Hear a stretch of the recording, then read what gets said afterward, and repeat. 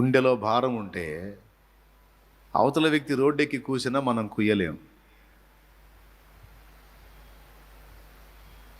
అవతల వ్యక్తి రోడ్డెక్కి బజారు మాటలు మాట్లాడినా మనం మాట్లాడలేం.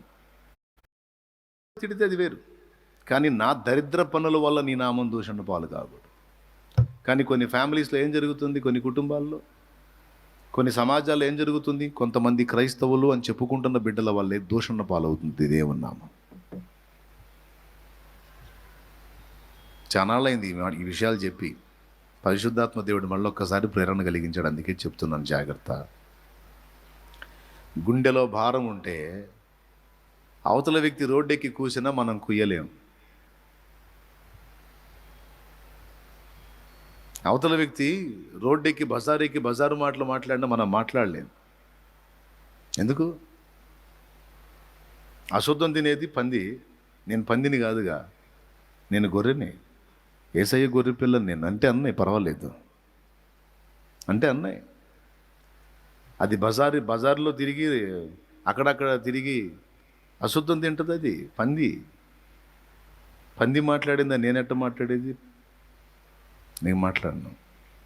నేను మాట్లాడితే నా దేవుని నామానికి అవమానం. అందుకే నేను దేవుని ప్రేమను బట్టి ఓర్చుకుంటాను, సహిస్తాను, భరిస్తాను, కానీ నోరెత్తి ఒక్క దూషణ కూడా నేను చెయ్యను క్రైస్తవుడిగా. నిన్ను నమ్మిన దీనులందరినీ సత్యం. కానీ దేవుణ్ణి కలుసుకున్న హృదయం మాత్రం భారంతో నిండి ఉంటుంది. ఏ విధం చేతనైనా దేవుని నామం మహింపరచబడాలని తన క్రియలను, సత్క్రియలను విస్తరింపచేస్తుంది. మనం అడగాలి, దేవా ఏం అడగాలి ప్రార్థనలో? సమస్యలు తీసేనాయనా, అప్పులు తీర్చున్నాయనా, అగచాట్లు తప్పించున్నాయనా, అది చేయనాయనా, ఇది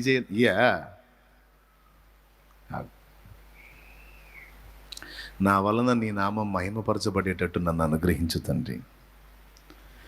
అన్యజనులలో నీ వార్తను నా బ్రతుకు ద్వారా ప్రకటింతును. మాటలు కాక క్రియలతో నేను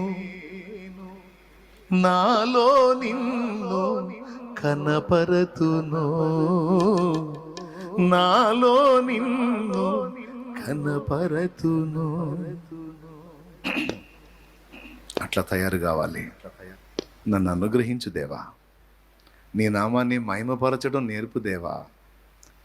అడగొద్దు ప్రార్థనలో, యేసయ్య నేర్పిన ప్రార్థనలోని ఆంతర్యం అది. ఈ ప్రార్థన నెరవేరాలంటే ఇంకొక ప్రార్థన చేయాలి మనం. ఈవేళ నేను చెప్పగోరింది అది. ఈ ప్రార్థన నెరవేరాలంటే మళ్ళీ ఇంకొక ప్రార్థన చేయాలి. ఏంటంటే, ప్రభువు నేర్పిన ప్రార్థనలోని అంశములన్నీ నా వలన నెరవేరునట్లు దయచేసి నన్ను అనుగ్రహించమని దేవుణ్ణి ద్వారా. ప్రభువా, నువ్వు నేర్పిన ప్రార్థనలోని అంశములన్నీ నా యందు నెరవేరునట్లు దయచేసి నన్ను అనుగ్రహించు అని ప్రార్థించాలి మనం. ఇది యుక్తమైన ప్రార్థన. ఏమిటి అంశాల్లో? మొట్టమొదటిది, ఆయన నామం మహిమపరచబడుట. మహింపరచబడాలంటే ఏం చేస్తే మహింపరచబడిద్ది? మన క్రియలలోని పవిత్రత, సత్క్రియల ప్రభావం దేవుని నామం మహింపరచబడిద్ది. దీనిలోకి మనం చెయ్యి చాపినప్పుడు దేవుని నామం మహింపరచబడిద్ది. దూషణను మనం తీసుకొని ప్రతి దూషణ చెయ్యక మనం సహించినప్పుడు దేవుని నామం మహింపరచబడిద్ది. దాడికి ప్రతి దాడి చెయ్యనప్పుడు దేవుని నామం మహింపరచబడిద్ది. దేవుని ప్రేమను అన్యజనుల్లో కనపరిచినప్పుడు దేవుని నామం మహింపరచబడిద్ది. దీనులైన వారికి మనం సేవ చేసినప్పుడు